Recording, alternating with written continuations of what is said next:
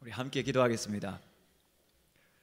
살아계신 하나님, 50여 년 전에 이곳에 천국교회 세워주시고 어둠 가득한 땅에 생명의 빛을 비추어 주신 것 감사드립니다. 기름 부어 세우신 목사님과 말씀의 사역자들 통하여 생명의 말씀 선포되게 하시고 장로님들과 온 교회가 힘을 합쳐 한 영혼 구원하기 위하여 전도하게 하시니 감사드립니다. 어둠을 물리치고 빛이 비추어는 아름다운 천국이 되게 하여 주시옵시고 대구만 아니라 한국과 온 세계에 그리스도의 생명의 복음 증거하는 복된 교회 되게 하여 주시옵소서. 오늘 선교 주일로 지켜오니 생명 말씀 증거하기 위하여 주님 정말 우리가 기도하며 우리의 가진 것을 헌신하며 주님의 나라 주님의 통치를 사모하는 복된 천국교회 되도록 은혜 베풀어 주시옵소서. 이 시간 주께서 말씀하시고 우리 가운데 역사하여 주시옵소서. 예수님 이름으로 기도합니다. 아멘. 아까 우리 설날 인사를 했는데 설날 잘 지내셨지요? 또 새해 초 정월이 되면 믿지 않는 사람들은 올해의 운세가 참 궁금한 것 같습니다. 올해 어떤 좋은 일이 생길까? 어떤 흉한 일이 생기지 않을까? 두려움도 많이 있는 것 같습니다. 근데 걱정되는 것은 요즘 청년들이 이 타로점이라고 해가지고 마치 데이트하면서 꼭 들러야 되는 코스처럼 들어가서 운세를 보고 그리고 궁합을 본다고 합니다. 보이스피싱은 우리가 나쁜 것을 압니다. 큰 손해를 볼 수 있으니까 주의를 하는데 이 점치고 운세를 보는 것은 별로 경계심이 없는 것 같습니다. 무슨 해가 될까 이렇게 생각을 하는 것 같아요. 근데 더 충격적인 것은 2023년도 통계를 보니까 우리 교회를 다니는 청년 19세에서 34세 청년들 중에서 한 해 동안 이 점을 본 사람이 45.4%라고 합니다. 두 사람 중에 한 사람이 점을 봤다는 거죠. 그리스도인들 가운데서도 30%나 되는 사람들이 연초가 되면은 태길과 장명과 올해 운세 이런 거 보면서 점쟁이를 쉽게 찾는다고 합니다. 여러분, 손 없는 날이 뭔지 아십니까? 교회만 다니는 분들은 잘 모르지만 교회 안 다니는 분들은 손 없는 날, 이 손 맞는지 모르지만 손 없는 날 이사를 해야 된다고 그래서 우리한테는 좋은 것이 그 상관없이 이사 가니까 싸게 갈 수 있습니다. 그런데 이 사람들은 그 날을 피해서 가느라고 참 신경을 많이 쓰는 것 같습니다. 사람들이 왜 점을 칠까요? 왜냐하면 첫 번째는 불안하기 때문입니다. 나쁜 일이 생기면 안 되는데 원하지 않는 그런 일들이 생기면 안 되니까 미래에 대한 두려움 때문에 우리는 미래를 모르고 점쟁이한테 가면 뭔가를 아는 것 같고 그리고 교회에 오면 이거 해야 됩니다. 이렇게 변화해야 됩니다. 이렇게 이야기를 하는데 이 점치러 가면 그런 말 안 하지 않습니까? 바로 답을 주죠. 즉각적이고 직관적인 그런 답을 주니까 이 청년들이 자꾸 글로 가게 되는 거죠. 거기다가 요즘은 점쟁이들이 전부 텔레비 안에 있습니다. 핸드폰 안에 있습니다.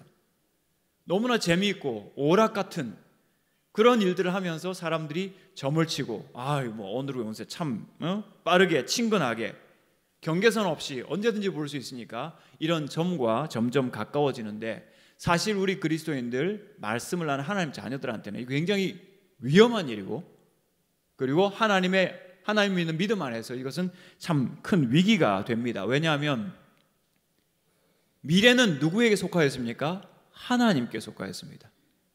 내일 일은 하나님께서 주관하고 계십니다. 그 하나님께서 붙들고 계시는데 하나님 빼놓고 인간과 심지어 마귀를 통해서 악마를 통해서 내일을 알고자 하는 것은 하나님 외에 다른 신을 섬기지 말라고 하는 심각한 계명을 위반하는 것이기 때문입니다. 내일은 미래는 하나님께서 붙들고 계십니다. 그 하나님이 주관하십니다. 그렇다면 우리는 두려워할 것이 없습니다. 왜냐하면 하나님을 신뢰하기 때문에 그분이 우리 편에 계신 것을 알기 때문에. 그런데 점쟁이들은 이 두려움을 일으키면서 너 어깨에 할머니 귀신이 있어 이래 보세요. 깜짝 놀라가지고 그럼 어떻게 해야 됩니까? 그러면 갈고리에 걸려든 거예요. 이 사람들은 두려움을 일으키고 무서움을 일으키고 우리가 알지 못하는 뭔가가 있는 것처럼, 생각지도 못한 뭔가가 있는 것처럼 우리에게 마음과 두려움을 일으켜가지고, 그것은 뭐 보이스피싱하고 똑같습니다. 이렇게 안 하면 큰일이 생깁니다 하면서 사람을 두렵게 만들어가지고 사람의 영혼을 갈고리에 거는 것이라고 할 수 있습니다. 점이라고 하는 것은 너무나 사소하고 별거 아닌 것 같지만 그 뒤에 마귀의 역사가 있다면, 마귀는 우리에게 원하는 게 뭐겠습니까? 궁극적으로 우리를 끌어서 하나님 아버지가 계시지 않는 영원한 지옥에 우리를 끌고 가는 겁니다. 여러분, 지옥은 어떤 곳입니까? 지옥은요, 여기 물 한 컵이 있습니다. 여기 물 한 방울, 우리한테 어떤 갈증의 해소가 되겠습니까? 그런데 만약 여러분들께서 오랜 시간 수술을 받으시고 입이 바싹 말라 계신데 이 입에 생기를 돋게 하는 물의 양이 얼마일까요? 한 방울이면 됩니다. 한 방울. 그런데 그 물 한 방울의 은총이 거절당하는 곳이 지옥입니다. 너무나 뜨겁고 고통스러운데 물 한 방울, 혀끝을 좀 시원하게 해달라고 하는데 그것이 거절당하는 곳이 지옥이에요. 여러분, 우리가 이 세상에 살 때는 목마르면 물을 마실 수도 있고, 물 없으면 주스 마시면 되고, 커피집에 가면 뭐 메뉴가 많지 않습니까? 지옥에 카페 없습니다. 메뉴도 없어요. 여러분 중에 단 한 분도 악마에게 이끌려 살다가, 점쟁이들의 속아 살다가 지옥 가는 분 없으시길 바랍니다. 천국은요, 생명의 강, 생수의 강이 흐르는 곳입니다. 사계절 푸른 나무들이 열매 맺는 곳이고, 그 잎사귀가 우리의 상처와 우리 마음의 아픔을 치료하는 곳입니다. 그 영원한 영생을 여러분 사모하시기 바랍니다. 이 땅은요, 대구 살기 좋으시죠? 좋지만 우리는 나그네들입니다. 잠깐 지나가는 나그네들이에요. 여러분, 연세 드셨는데 인생이 얼마나 빠졌는지 실감나지 않습니까? 2025년 뭐 우리 옛날에 상상이나 했던 숫자입니까? 세월은 잠깐 지나가고 우리는 나그네처럼 비처럼 살아가는데, 이 땅이 우리의 땅이 아니고 이 땅이 우리의 고향이 아니라 영원한 천국의 영생이 있다는 것, 그곳에서 영원하신 하나님과 함께 살아간다는 것을 소망하시는 여러분들 되시기 바랍니다. 주술과 점술을 가지는 이 샤머니즘의 특징이 뭐냐면, 첫 번째는 주술성. 인간이 자기가 한계가 있다는 것을 아니까 초월적인 힘을 의지해가지고 어떤 힘을 동원해서든 내가 좀 잘 되고 싶다. 두 번째, 현세의 이익입니다. 천국을 모르니까 이 땅에서 뭐든지 잘 되는 거 바라고 그냥 이익을 얻는 것을 좋아합니다. 무엇보다 문제를 찰나적으로 해결하는 거, 그냥 기다리는 거 싫고 빨리빨리 급하게 신속하게 문제를 해결하는 것이 이 점쟁이들의 특징입니다. 그런데 이런 유혹은요, 에덴 동산부터 있었어요. 에덴 동산에서 뱀이, 악마 마귀가 사람을 유혹할 때 뭐라고 했습니까? 이건 먹기만 하면 너는 하나님처럼 될 수가 있어. 사실은 인간이 처음 창조된 그 상태가 너무 아름다웠습니다. 너무나 아름답고 주변 환경은 정말 흠잡을 데 없이 오염되지 않고 깨끗하고 정결하고 하나님께서 거니시는 거룩한 땅 아니었습니까? 더 이상 좋을 수 없는. 그런데 인간에게 탐욕을 부추겨 가지고 네가 이거 먹기만 하면 하나님처럼 될 수 있어. 자기 자신의 상태에 감사하거나 그렇게 하지 않고 그 상태에 불만을 갖게 만들어 가지고 마귀는 입에서 나오는 것이 거짓말입니다. 너 죽지 않을 거야, 괜찮을 거야 하면서 인간에게 환상을 심어줘 가지고 그것을 행동하자마자 인간은 끔찍한 불행에 빠지게 되죠. 창세기 3장 6절 보니까 이 하와가 사탄이 하는 말을 듣고 그 선악과를 자세히 보니까, 여러분 너무 자세히 뚫어지게 보시면 안 돼요. 자세히 뭔가를 보고 계시면 자꾸 거기에서 마음이 생기는 거죠. 여자가 그 나무를 본즉 뭐라고요? 먹음직하고 보암직도 하고 지혜롭게 할 만큼 탐스럽기도 한 나무인지라 여자가 그 나무를 따먹고, 자세히 보니까 어떤 일이 생겨요? 마음이 생기죠. 탐욕이 생기죠. 결국은 행동을 하게 되는 거죠. 자기도 먹고 아담에게도 주고. 먹음직도 하고 에덴 동산에 많은 과일이 있지만 아니 그것을 이야기를 듣고 보니까 너무 탐스러운 거예요. 와, 저거 먹으면 정말 뭐가 새로워질 것 같고 만족도가 높아질 것 같고 맛도 좋을 것 같고 영양도 풍부할 것 같고 향기도 다른 것과 비교할 수 없을 것 같은 그런 어마어마한 막 충동이 올라오는 거죠. 감정이 올라오는 거죠. 먹음직도 하고 보암직도 하고 이 눈으로 보니까요 너무 보기가 좋은 거예요. 예쁘고 깜찍하고 멋지고 귀엽고 카리스마 있고 만족스럽고 이게 과일이냐, 이게 천상의 과일 아니냐, 이런 마음이 들면서 저거 한번 만져보고 싶다. 세 번째, 지혜롭게 할 만큼 탐스럽기도 한 나무인지라. 이 유혹의 핵심 중에 하나가 이건데요, 인간은 또 지적인 동물이지 않습니까? 지혜, 더 많이 알게 되고 더 현명하게 되고 더 고상하게 되고 더 탁월해지는 이 지적인 모습에 대한 탐욕이 생기는 거예요. 저거 먹으면 지혜롭게 할 만큼 탐스러운 그런 과일이겠다. 그래서 먹음직, 보암직, 지혜롭게 할 만큼 탐스러움, 그러니까 먹고 싶다, 만지고 싶다, 갖고 싶다, 소유하고 싶다, 그러면서 손이 바로 나가게 된 거죠.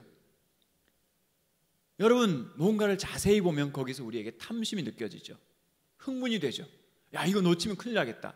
뭔가 우리를 충동질하는 그런 감정을 느낍니다. 그 감정, 거짓말입니다. 저는 상담을 하는 사람이지만 여러분, 감정이 솔직할 때도 있고 감정이 우리 자신이 어떤 상태인지를 이야기할 때가 많지만, 그러나 이런 감정들은 우리를 속입니다. 우리를 성급하게 만듭니다. 조급하게 만들어서 넘어지게 만들고, 인류의 비극이 바로 이 에덴 동산에서 시작이 되었습니다. 이런 똑같은 감정을 마귀가 예수님에게 일으키는 것을 볼 수 있습니다. 요단강에서 세례를 받으신 예수님께서 광야로 성령에 이끌리셔서 광야로 가셔서 거기에서 40일간 금식을 하십니다. 40일간 금식을 하셨어요. 4일도 아니고, 여러분 4일 금식해 보셨습니까? 아니, 한 끼만 금식을 하셔도요, 저기 만두집이 있었네, 저기 호빵집이 있었네, 막 식당이 눈에 들어와요. 평소에 안 보이던 것들이 한 끼만 안 굶어도. 40일이 얼마입니까? 6주간입니다. 한 달 반입니다. 물도 드시지 않고 음식도 드시지 않고, 예수님이 인간의 육체를 받아서 이 땅에 오셨는데 이게 죽는 거구나, 정말 이거는 응급 상태죠. 조금만 더 넘어가면 이제는 죽는 거예요. 그 극한의 상황 속에서 예수님께 사탄이 나타나서 먹음직도 하고 보암직도 하고 지혜롭게 할 만큼 탐스럽기도 한 이 유혹을 예수님께 똑같이 하는 겁니다. 우리가 이 마태복음 4장 말씀을 보면서 왜 마귀가 이런 시험을 했을까? 왜 예수님은 이런 시험을 당하셨을까? 이 싸움이 과연 우리한테 어떤 의미일까? 이런 질문을 하게 되는 것 같습니다. 우리가 에덴 동산에 다시 돌아가서 보면 결국은 사탄은 이 하와의 탐욕을 일으키고 감성을 일으켜서 그것을 자극해가지고 하나님의 질서와 순종, 하나님 말씀을 저버리고 자신의 탐욕을 따르는 인간으로, 이기적이고 자기중심적인 인간으로 만들게 되었는데, 이제 하나님의 아들이신 죄 없으신 예수님께서 이 땅에 오셔서 그 처음의 역사를 다시, 그 처음의 유혹을 다시 맞이하시면서 인류의 역사를 새롭게 시작하시는 거예요. 인류의 운명을 새롭게 개조하시는 거예요. 하나님의 아들로서 그 가장 극악한 상황에서, 가장 열악한 상황에서, 하와는 최고의 환경에서 실패했거든요. 에덴 동산 전체가 과수원 아니었습니까? 그죠? 먹기면 손만 내밀면 뭐든지 먹을 수 있는 풍성한, 배부른 상태, 정말 하나님 주신 풍성한 상태였는데, 예수님은 40일을 금식하시고 그 광야의 추위와 더위와 싸우시면서 가장 열악한 상태에서 사탄이 나타나서 먹음직하고 보암직하고 지혜롭게 할 만큼 탐스러운 그 유혹을, 똑같은 유혹을 베풀었을 때 예수께서는 승리하셨습니다. 할렐루야. 예수님께서는 마귀를 물리치셨습니다. 지금도 사탄은 이런 점이라든지, 그죠, 점수를 통해 가지고 하나님을 불신하고 마귀의 말을 듣도록, 하나님을 의지하지 않고 보이는 뭔가를 의지하도록, 그리고 인간 자신을 위한 이기적인 선택을 해서 결국은 이 세상에서만 아니라 여러분 영원토록 멸망당하는 그런 인간을 만들려고 하는데, 그 운명을 바꾸신 분이 바로 이 광야의 예수님이십니다. 여러분, 광야는 어떤 곳입니까? 에덴 동산은 하나님이 거니시는 동산이었지만 광야는요, 마귀의 처소라고 별명을 가지고 있습니다. 사람도 없죠, 나무도 없죠, 아무것도 없는 그곳에 갔을 때 마귀의 역사는 아마 끔찍하게 역사를 했을 겁니다. 그러니까 마귀의 처소를 예수님께서 찾아가신 거예요. 그러니까 마귀로서는 예수님을 넘어뜨릴 수 있는 어드밴티지 99점을 가지고 있는 거죠. 예수님은 겨우 1점이 있을지 모르겠습니다. 그런데 육신을 가진 예수님께서 인간의 몸을 가지시고 그 최악의 상황에서 시험을 맞이하실 때, 첫 번째 먹음직한 시험, 두 번째 보암직한 시험, 세 번째 지혜롭게 할 만큼 탐스러운 시험. 이 시험을 어떻게 이기느냐? 첫 번째, 예수님 말씀으로 이깁니다. 두 번째, 믿음과 확신으로 이깁니다. 세 번째는 십자가의 고난을 선택하심으로 이기십니다. 그래서 말씀과 확신과 십자가, 이거 기억하십시오. 먹음직하고 보암직하고 지혜롭게 할 만큼 탐스러운 이 시험들, 오늘 우리에게도 많이 있습니다. 무엇으로 이길까요? 말씀으로, 확신으로, 십자가로 이겨야 합니다. 첫 번째, 먹음직한 시험을 하게 되죠. 예수님이 배고파 굶어 있는데, 굶주려 있는데 시험하는 자가 예수께 나와 이르되 내가 만일 하나님의 아들이거든 명하여 이 돌들로 떡덩이가 되게 해라. 예수님이 시험당하신 그 모압 광야에 가면 이 돌들이 꼭 빵처럼, 빵이 동그랗지 않습니까? 그죠? 그 동그란 빵처럼 여기저기 많이 있답니다. 굶주려 있는데 누군가 빵 이야기만 했을 때, 제가 대학교 때 친구하고 금식기도원을 갔거든요. 금식기도원 가면서 친구하고 가서 한 일주일은 있으려고 결심을 하고 갔어요. 준비를 단단히 했습니다. 어떻게 준비를 했냐면 그냥 밥통에 밥을 빡빡 긁어가지고 배를 꽉 채우고 갔습니다. 왜냐면 밥 안 주니까. 근데 웬걸요, 한 끼도 안 지나서 벌써 배가 꼬르륵 하는 거예요. 제가 며칠을 지났을까요? 일주일 있으려고 했는데 2, 3일을 못 견뎠어요. 그날 갔는데 좀 설교하시는 부흥사 목사님이 좀 이상하셨어요. 그때가 여름이었는데, 그때는 에어컨이 없으니까 창문을 막 열어놓고 선풍기가 돌아가고 있었는데 목소리가 보통 사람하고 다릅니다. 약간 개구리 목소리 있잖아요. 딱 앞에 서자마자 반말로 하시더라고요. 창문 닫아, 선풍기 꺼, 성령 나가, 그러는 거예요. 성령님이 선풍기에 날아가십니까? 우리 마음에 임재하시고 떠나지 않은 성령님이 문 열어놓으면 바람처럼 날아가십니까? 은혜는 안 되죠. 배는 고프죠. 금식기도 3일 만에 마치자마자 바로 어디로 갔겠습니까? 중국집으로 갔습니다. 그냥 우동으로 그냥 배를 채웠던 기억이 있는데, 이 광야에는 우동집이 없어요. 4일 금식도 힘든데 마귀는 빵 이야기를 하면서 예수님을 유혹합니다. 여러분, 왜 사람들이 주술을 갑니까? 왜 점쟁이를 찾습니까? 뭔가 힘이 있으면 그 힘을 의지해가지고 지금 내 문제를 해결하겠다는 거거든요. 근데 예수님 누굽니까? 하나님의 아들이십니다. 바로 앞에 3장 17절 보시면 하늘로부터 소리가 있어 말씀하시되 이는 내 사랑하는 아들이요 내 기뻐하는 자라 하시니라. 이걸 쪼개서 보면 너는 나의 아들이야, 나는 너를 사랑해, 나는 너가 너무 좋아, 이게 하나님의 사랑의 고백이거든요. 이 최고의 사랑을 고백받은 예수님에게 마귀가 나타나가지고 네가 하나님의 아들이냐, 그러면 그 힘을 이용해가지고 이 돌들로 떡덩이를 만들어서 네 배를 한번 불려봐라, 이렇게 이야기를 하는 겁니다. 마귀는 항상 이럽니다. 지금도 마찬가지고, 네가 하나님 아들이라고, 네가 교회 다닌다고, 네가 집사라고 우리를 의문나게 만들어가지고 하나님 하신 말씀과 약속을 흔들어 놓고 우리를 새로운 차원으로 멸망하게 만드는 거죠. 그 시험을 예수님께서 어떻게 이기십니까? 예수께서 대답하여 이르시되, 4절 말씀 우리 같이 한번 읽어보겠습니다. 4절 말씀 시작. 예수께서 대답하여 이르시되 기록되었으되 사람이 떡으로만 살 것이 아니요 하나님의 입으로부터 나오는 모든 말씀으로 살 것이니라 하였느니라.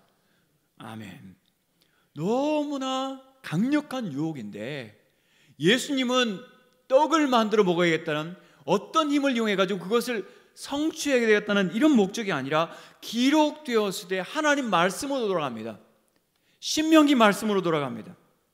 아마도 예수님께서 이 광야에서 금식하시는 동안 신명기 왜냐하면 예수님께서 시험당하신 그곳이 신명기 말씀을 주었던 아마 모압 광야와 가깝기 때문입니다. 그 역사의 현장에 가서 거기서 선포되었던 하나님 말씀을 계속해서 묵상하시다가 사탄이 떡 이야기를 했을 때 사람은 떡으로만 사는 것이 아니라 밥으로만 사는 것이 아니라 하나님의 입에서 나오는 말씀으로 사는 것이다. 말씀으로 이기는 것을 볼 수가 있습니다. 신명기에 원래 돌아가서 보면 신명기 8장 3절에서 이렇게 말씀하시면 너를 낮추시며 너를 줄이게 하시며 또 너도 알지 못하면 네 조상들도 알지 못하던 만나를 네게 먹이신 것은 사람이 떡으로만 사는 것이 아니요 여호와의 입으로 나오는 모든 말씀으로 사는 줄을 내가 알게 하려 하심이라. 우리가 살면서 배고픈 것은 참 고통스럽습니다. 우리 어르신들, 연세 드신 분들 배고픔을 아시지 않습니까? 그래서 이 배고픔을 우리 대물림하지 않기 위해서 얼마나 열심히 살아오지 않으셨습니까? 정말 대단하시고 감사합니다. 하지만 때로 하나님께서는 이 광야의 배고픔을 주님의 거룩한 목적을 위하여 사용하십니다. 우리의 실패와 어려움들을 하나님께서는 쓰십니다. 어떻게 쓰실까요? 낮추시며, 너를 낮추시며.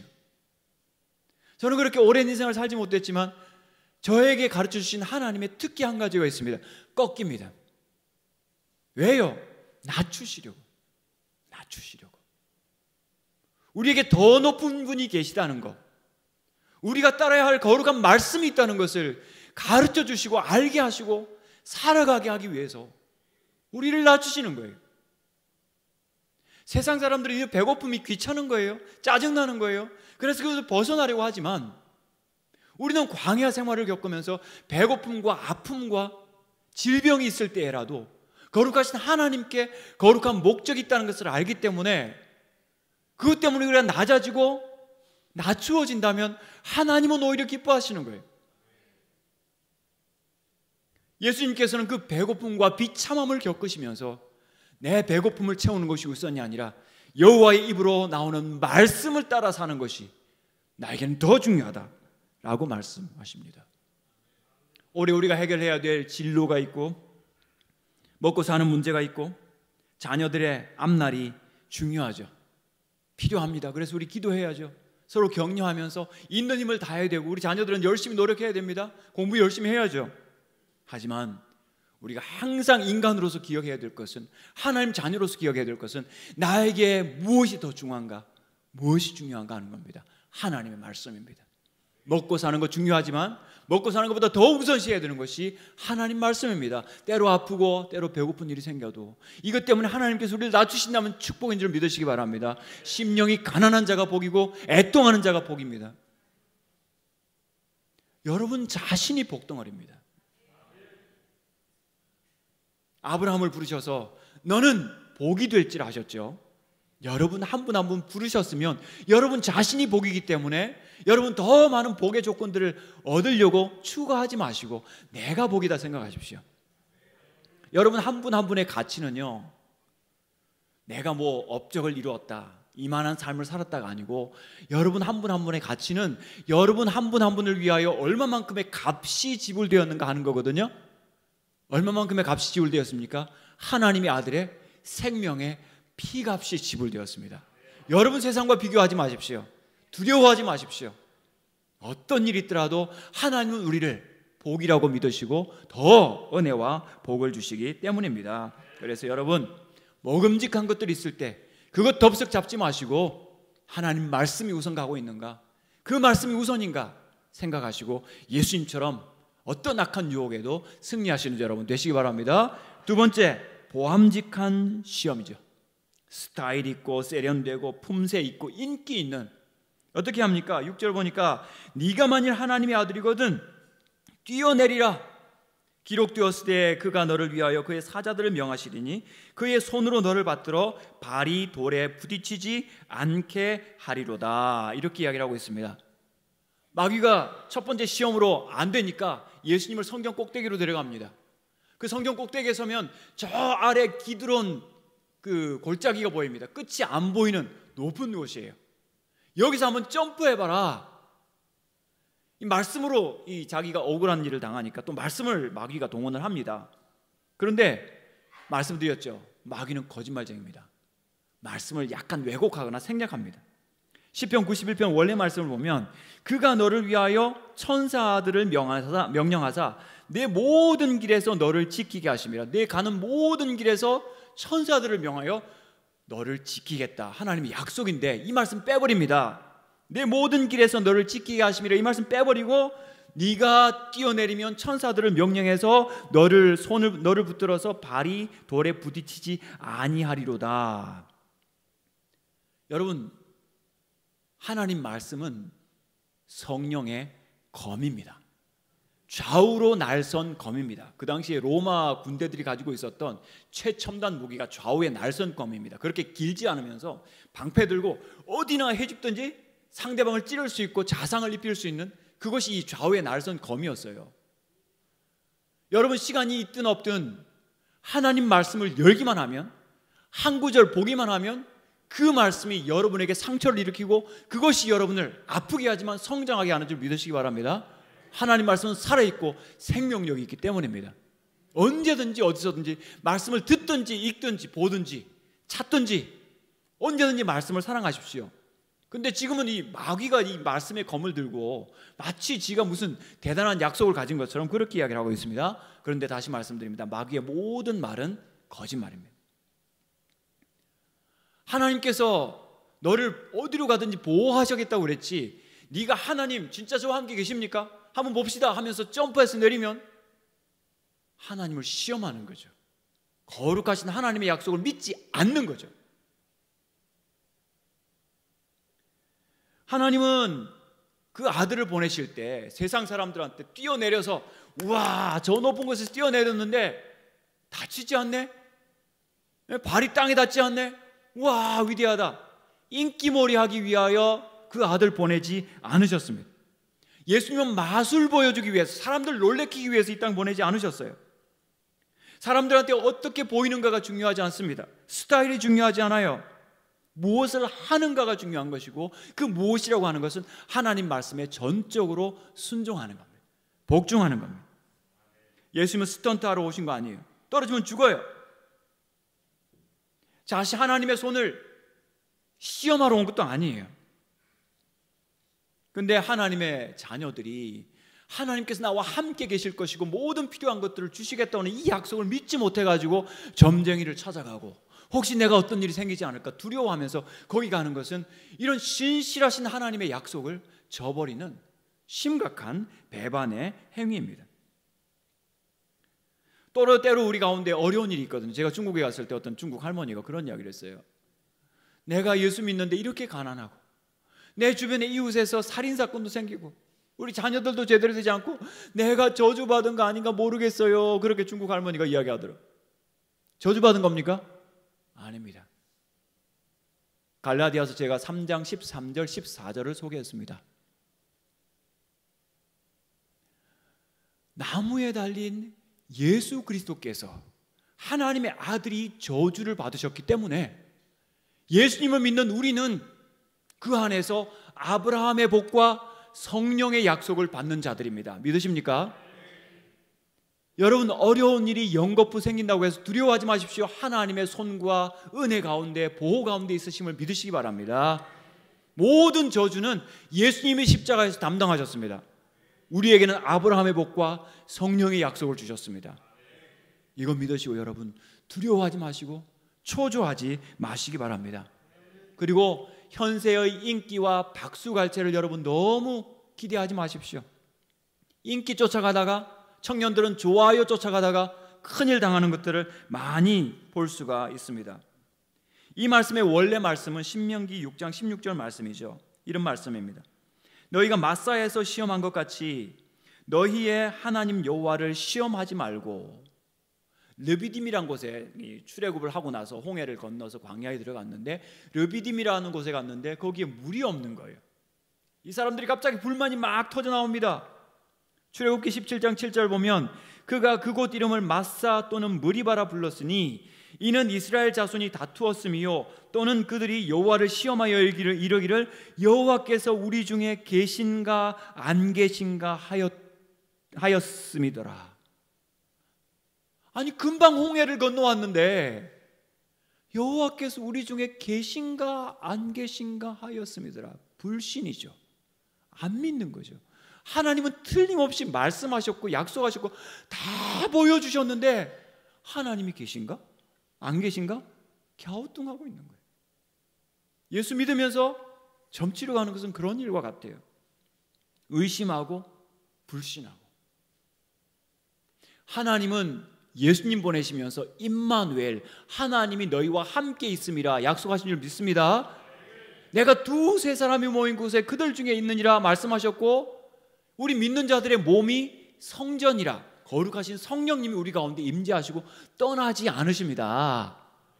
이걸 믿지 못할 때 사람들이 불안해하고 진짜 하나님 계신가 안 계신가 이렇게 안 좋은 일들이 많이 생기는데 나한테 내가 버림받으면 어떡하지? 이런 의심을 생기는 거죠.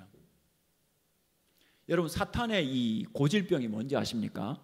사탄의 고질병은 좀 어려운 말로 자기애적 성격장애입니다. 다른 말로 하면 왕자병, 공주병이에요. 왕자병 증상이 뭔지 하면 여러분 한번 점검해 보세요. 내가 스쳐만 지나가도 모든 여성들이 나한테 반한다. 그게 왕자병이고 공주병의 특징은 뭐냐 하면 너무 미안해요. 세상 모든 여자들한테 내가 너무 미안해요. 내가 너무 예뻐서. 이게 심각한 병이거든요. 이게 원조가 마귀입니다. 주목받고 싶어하고 자기 이름 부르는 거 좋아하고 그죠? 이게 마귀거든요. 그래서 스카펙이라고 하는 정신의학자가 이 마귀의 이 성격은 심각한 자기애적 장애를 가지고 있다 이렇게 얘기하는데 마태복음을 보면요 바리새인들, 서기관들 예수님께서 이 사람들과 상종하지 않으십니다. 왜냐하면 그 사람들은 하나님을 믿는 신앙을 전부 주목받는 신앙, 사람들한테 주목받고 기도도 구제도 금식도 야 사람들 저 보십시오 저 이런 일 하고 있습니다. 저들은 이미 상을 다 받았느니라. 더 받을 상이 없다는 거죠. 이제 끝났다 그 사람들. 여러분 기도하고 구제하고 금식하실 때 오른손이 하는 것 왼손 모르게 하시기 바랍니다. 여러분의 진정한 기도의 능력은 골방에서 일어납니다. 금식은 사람들 앞에 내가 금식하고 있어요가 아니라 예수님처럼 광야에 가셔서 혼자 하나님과 씨름하는 것이 금식입니다. 우리 하나님께 보이는 사람들이지 세상 사람들한테 자랑하고 주변 사람들한테 자랑하면서 과시하는 게 아니고 예수님께서 짜잔 뭔가 높은 곳에서 뛰어내리셔가지고 나 봐라 나 하나님과 같이 있다 하나님 나와 계시다 그런 시험하러 그런 실력 보여주시러 오신 거 아니에요. 하나님께 전적으로 순종하는 그리고 전적으로 주님을 신뢰하면서 아버지 하나님을 신뢰하면서 심지어 십자가에서도 정말 하나님 버림 같은 하나님 나의 뭐 어찌하여 나를 버리셨나이까 그 버림받는 와중에서도 하나님께 영혼을 맡기시는 진정한 확신과 신앙을 가지신 분이 예수님이셨다면 오늘 우리도 그 확신 가지고 사탄을 이겨야 합니다. 여러분 성경 말씀 보면 요한일서 말씀에서 청년들아 내가 너희에게 이것을 쓴 것은 너희가 악한 자를 이기었습니다. 너희가 흉악한 자를 이기었습니다. 여러분 이기셨습니다. 믿으시기 바랍니다. 두려워하지 마시고 무서워하지 마시고 악한 사람들 거짓 이단들의 거짓말에 여러분 속아 넘어 가지 마시기 바랍니다. 하나님 약속에 대한 확신 가지고 나는 하나님의 자녀다. 하나님 나와 함께 계신다. 이 말씀 굳게 붙드시고 살아가신 여러분 되시기 바랍니다. 마지막입니다. 마지막은 어떤 시험이죠? 지혜롭게 할 만큼 탐스러움. 인간에게는 이 지혜에 대한 욕구가 있습니다.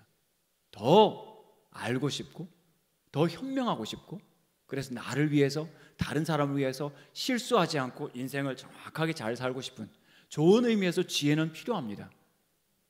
그런데 인간의 지혜를 따르는 것 8절 9절 보니까 마귀가 또 그를 데리고 지극히 높은 산으로 가서 천하만국과 그 영광을 보여 이르되 만일 내게 엎드려 경배하면 이 모든 것을 내게 주리라. 마귀가 드디어 자기 정체를 분명하게 드러내는 거죠.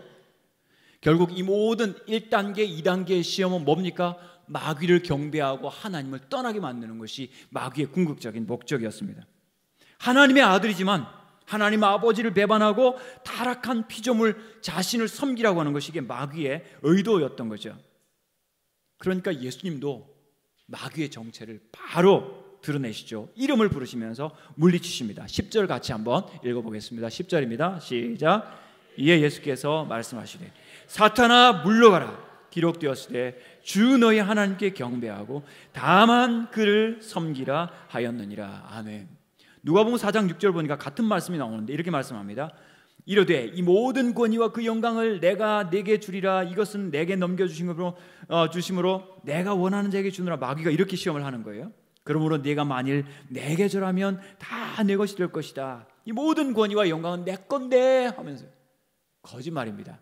우주와 만물 누가 창조하셨습니까? 하나님이 창조하셨습니다. 누구 것입니까? 하나님의 것입니다. 누가 통치하십니까? 하나님 아버지께서 통치하십니다.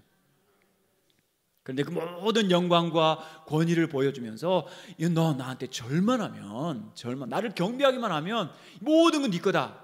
다른 말로 하면 십자가 안 져도 너 영광 받을 수 있어. 십자가를 가로막고 있는 거죠. 하나님의 뜻에 순종하러 죽으러 오신 예수님의 그 뜻을 가로막고 있는 것이 이 사탄입니다. 아마도 이때 주석가들에 따르면 천하만국의 영광이 뭐겠습니까? 그 당시 가장 화려했던 로마의 궁전을 보여주었을 겁니다. 왕들이 누리는 영광과 세상 왕들이 누리는 그 퇴폐적인 문화들을 보면서 야, 십자가 없이 바로 이것을 선택하는 것이 얼마나 지혜로운가, 얼마나 탐스러운가. 나한테 절만 하면 돼. 여러분, 때로 우리에게 다가오는 유혹들은요, 대놓고 악합니다. 직설적으로 악해요. 자신이 마치 모든 영광과 권세의 주관자이고 분배자인 것처럼 우리한테 거짓말 하면서 하나님을 대놓고 거절하도록 그렇게 요구하는 것이 마귀의 유혹입니다. 이 악한 통치자들의 오만과 이기심과 잔인함을 이 마귀는 그대로 우리한테 보여주는 거죠. 이게 사탄의 유혹이란 거 알면 여러분 거기서 주저하시면 안 돼요. 잠깐이라도 머물러 계시면 안 돼요. 어떻게 해야 됩니까? 사탄아 물러가라 하셔야 돼요. 한번 해보죠. 사탄아 물러가라. 사탄아 물러가라. 사탄의 흔적을 보시자마자 바로 여러분, 바로 예수님처럼 사탄아 물러가라, 머뭇거리지 마시고 즉시 물리치시기 바랍니다. 우리가 왜 자꾸 보이스피싱에 당하냐면 누군가가 자꾸 이만큼만 돈을 넣으면 이만큼 주겠다고 거짓말하기 때문이거든요. 근데 거짓말이 통해요. 이게 희한하게. 심지어 수년 동안 신뢰를 쌓으면서 조금씩 푼돈 돌려주는데 그게 진짜인 줄 알고 자기 자신 다 줘요. 마귀입니다. 번영과 야망과 부요함에 빠지지 말고 예수님 닮아가시는 여러분 되시기 바랍니다. 예수님은 승리하셨어요. 나중에 베드로가 주는 그리스도시요 살아계신 하나님의 아들이십니다 고백한 다음에 내가 이제 십자가 져야 된다 그런데 뭐라고 했습니까? 주여 절대 그리하지 마옵소서. 그때 예수님이 사탄을 보셨어요. 사탄아 물러가라. 사탄아 내 뒤로 물러가라. 여러분 사탄하고는 타협할 게 없어요. 우리 같이 서로 사이좋게 지낼 공간이 없어요. 공유지가 없어요. 바로 물리치셔야 합니다. 특히 오늘날 우리에게 주어지는 미신과 성급한 재물 욕심, 요행과 행운을 바라면서 이 사탄의 유혹에 조금씩 잠식되고 있는 이 땅, 이 나라. 제가 11월 달에 여기 대구에 왔었는데 갓바위 교통 때문에 한참 동안 차가 막혀 있었습니다. 수험생들을 앞두고 그죠? 거기 가서 지성을 드리느라고. 살아계신 하나님 의지하시는 여러분 되시기 바랍니다. 우리 자녀들이 있는 힘껏 다해서 노력하되 하나님 의지하고 하나님께 맡기는 그런 우리 자녀들 되었으면 좋겠습니다. 하나님 살아계십니다. 하나님 역사하십니다. 하나님 주관하십니다. 그 하나님을 신뢰하면서 예수님은 악한 사탄을 이겼다면, 그렇다면 우리에게 주어지는 지혜는 무엇일까요? 예수님은 십자가를 가로막는 사탄을 물리치시고 고린도전서 1장에서 말씀하시는 것처럼 하나님의 최고의 지혜는 그리스도의 십자가입니다. 그리스도의 십자가입니다. 유대인들은 표적을 구하고 헬라인들은 지혜를 구하지만 우리가 전하는 것은 여러분들이 전도하면서 전하시는 것은 하나님의 최고의 지혜, 이 우주 만물을 창조하신 하나님의 최고의 지혜, 그리스도의 십자가를 전하는 겁니다. 예수님은 그 배고프시고 정말 궁핍하고 고통스러운 와중에서도 사탄이 보여주는 그 어떤 배부름과 영광을 따르지 아니하시고 십자가를 지시기로 분명하게 결심하시는 것을 보게 됩니다. 말씀을 맺겠습니다. 지금도 사탄은 우리에게 친근한 모양으로 다가와서 먹음직하고 보암직하고 지혜롭게 할 만큼 탐스러운 그런 것들로 우리를 유혹합니다. 그러나 우리 앞서가신 예수님께서 이미 승리하셨습니다. 할렐루야. 그 예수님 안에서 여러분 말씀으로, 확신으로, 그리고 십자가로 승리하시는 여러분들 되시기를 축복합니다. 그래서 승리의 소식이 천국교회에서 하늘까지 울려 퍼지는 놀라운 은혜 넘치고, 그리고 이 힘과 능력으로 많은 영혼들을 위하여 전도하시고 선교하시는 여러분들 되시기를 주의 이름으로 축복합니다. 기도하겠습니다. 하나님 아버지, 예수 그리스도는 우리의 생명이시며 예수 그리스도의 십자가는 하나님의 지혜인 줄 믿습니다.